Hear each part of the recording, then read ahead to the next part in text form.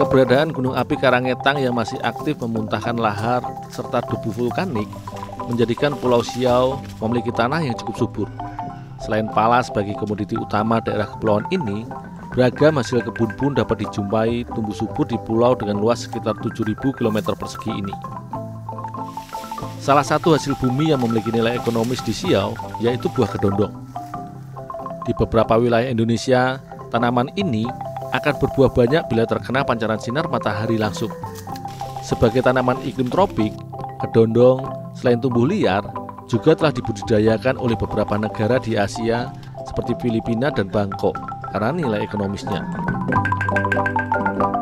Buah kedondong biasanya hanya diolah mentah untuk dijadikan bahan rujak, manisan, acar, maupun bahan minuman dari sari buahnya.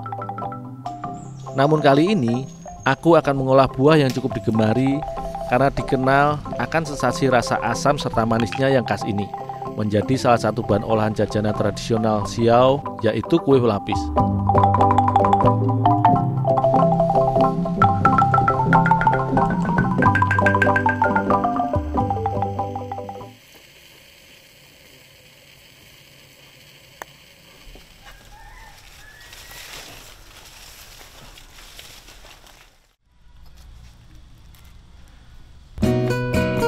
Sebelum membuat kue balapis, kali ini aku membantu Ibu Mei, salah seorang pengrajin kue serta usaha catering di wilayah Ulu Siau, untuk mengumpulkan buah kedondong muda untuk diolah sebagai bahan dasarnya.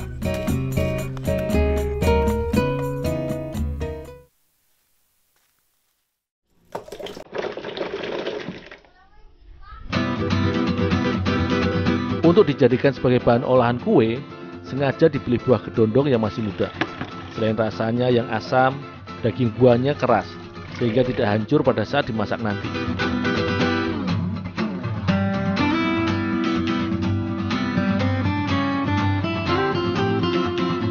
Buah kedondong yang telah dikupas kulit luarnya, kemudian dicuci bersih dan dihancurkan teksturnya dengan cara diparut. Proses pemarutan ini, selain agar teksturnya hancur dan mudah dicampur dengan bahan lainnya, fungsinya agar rasa asam dari buah lebih keluar dan terjaga.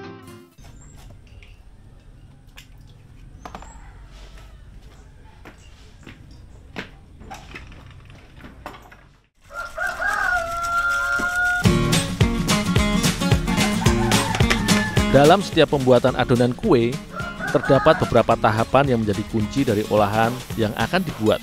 Biasanya, komposisi bahan adonan kue balapis terdiri dari tepung beras yang dicampur dengan telur ayam, mentega, gula pasir, garam dan santan sebagai pelarut adonan. Namun khusus kali ini, Ibu Mai mencoba untuk memodifikasi dengan menambahkan buah kedondong yang sudah diparut di dalam adonannya. Ibu, ini dodongnya sudah diparut? Iya, mari dicampur di sini lalu siapkan api gundul. Oh, ya Bu. Iya. Proses pembuatan kue balapis, awalnya tepung beras diaduk atau diadon bersama dengan mentega, telur ayam, garam dan gula pasir sebagai perisannya. Semua campuran bahan tadi terus diadon hingga bahan tercampur merata. Setelah adonan terbentuk, barulah buah kedondong yang telah aku parut halus tadi ditambahkan ke dalam adonan sedikit demi sedikit bersama dengan santan dan diaduk hingga adonan kalis. Buah kedondong juga dikenal mengandung sekitar 60% air. Karena itu, adonan kue balapis buatan Ibu Mei ini tidak terlalu lagi menambahkan air di dalam adonannya.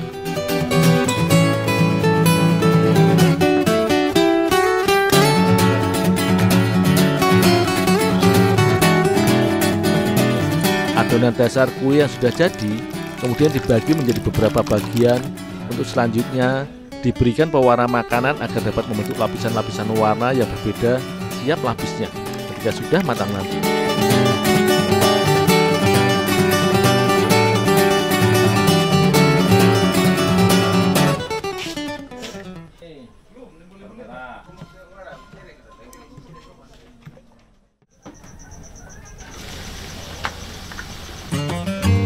Kue balapis merupakan kue tradisional yang termasuk dalam jenis kue basah di mana proses pematangannya dengan cara dikukus. Sekitar 15 menit sekali, adonan yang telah sedikit matang dan padat karena dikukus, kemudian dilapisi dengan dituang adonan yang baru. Proses tersebut dilakukan terus-menerus secara selang-seling, lapis demi lapis adonan dengan warna yang berbeda-beda, serta bervariasi sampai ukuran yang diinginkan hingga adonan matang sempurna dan padat.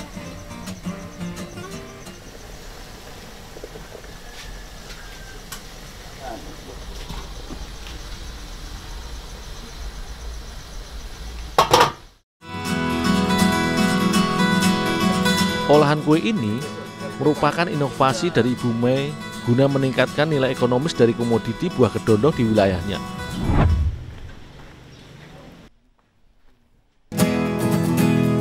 Bagi orang Siau, tanaman pala layaknya harta yang harus dijaga dan diwariskan kepada anak cucu. Memiliki pohon pala merupakan suatu kebanggaan dan juga identitas sosial bagi masyarakatnya. Karena pala Siau merupakan komoditi rempah-rempah termahal di pasar perdagangan internasional. Masyarakat Siau memiliki sistem penanganan tersendiri agar produktivitas biji pala di pasaran tetap terjaga dan dapat memenuhi standar ekspor biji pala ke pasar Eropa bahkan dunia. Fuli pala hasil panen dikeringkan dengan langsung dijemur di bawah sinar matahari. Sementara biji pala dikeringkan di dalam gudang penyimpanan.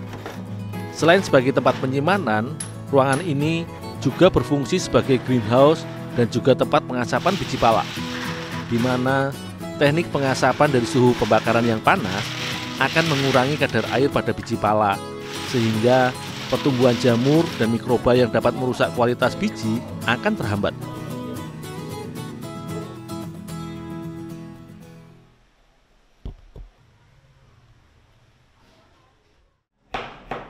Meski tujuan utama pala dan fuli Citaro ini negara Eropa seperti Belanda dan Italia, namun saat ini pala dari Citaro, khususnya Pulau Siau, telah menembus pasar Amerika Serikat serta negara Asia seperti Jepang. Tercatat ada sekitar 75% kebutuhan produksi pala dunia berasal dari daerah Sulawesi Utara, khususnya Kabupaten Citaro. Sisanya berasal dari Grenada di Karibia dan juga India.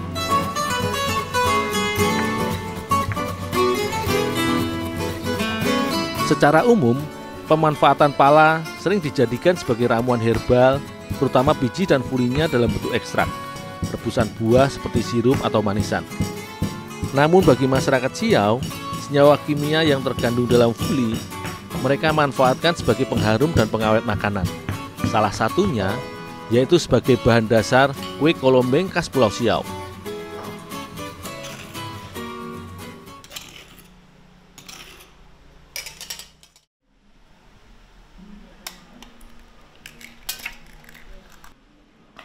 Proses pembuatan cemilan ala masyarakat Siau bisa dibilang cukup sederhana dan segar, karena bahan yang digunakan langsung diambil dari alam. Kue kolombeng merupakan olahan makanan berjenis kue bolu atau cake. Seperti halnya proses pembuatan kue bolu, awalnya Ibu Polorida membuat adonan dasar yang menggunakan hasil pencampuran antara telur ayam, gula, serta susu yang diaduk hingga mengembang. Keunikan olahan kolombeng khas Siau yaitu menggunakan fuli pala sebagai salah satu komposisi bahan dasar adonannya. Selain fungsinya sebagai aroma layaknya jenis rempah-rempah lainnya seperti kayu manis atau cengkeh, fuli pala mengandung senyawa yang juga baik untuk tubuh bila dikonsumsi karena mengandung antioksidan serta dapat membantu melancarkan peredaran darah dan mencegah kolesterol.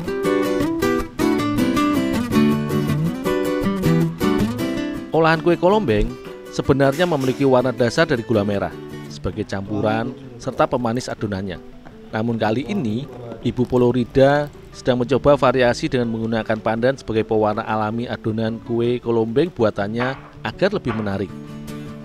Tahap selanjutnya adalah mencampur adonan babon dengan tepung terigu agar teksturnya semakin padat. Selain penggunaan pewarna alami sebagai variasi, kue kolombeng juga ditambahkan irisan buah pala pada adonannya untuk menambah aroma serta tekstur pada kue olahannya.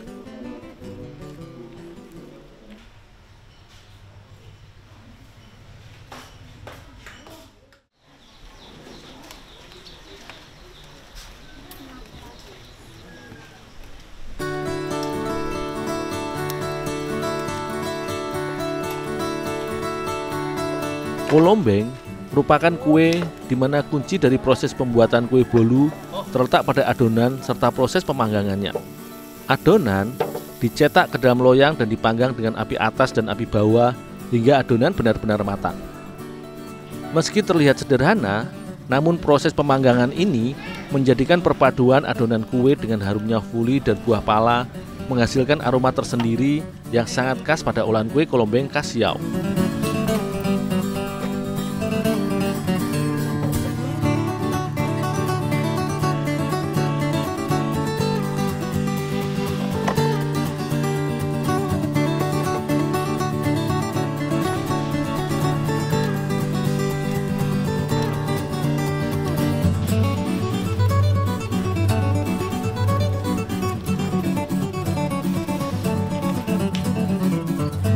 Sebagai olahan cemilan atau kue, kolombeng merupakan sajian jajanan yang nikmat juga syarat manfaat. Penggunaan fuli pala dan juga daging buah pala pada adonan selain berfungsi sebagai pengharum, sekaligus memberikan beberapa manfaat. Berdasarkan penelitian, ramuan berbahan baku pala bersifat menenangkan karena kandungan senyawa kimia di dalamnya. Pala dipercaya berkhasiat untuk mengobati gangguan tidur atau insomnia, melancarkan peredaran darah, meredakan gangguan lambung, dan nyeri tubuh. Tak heran bila kue dengan cita rasa manis yang seringkali dinikmati sebagai teman minum teh atau kopi ini masih cukup digemari.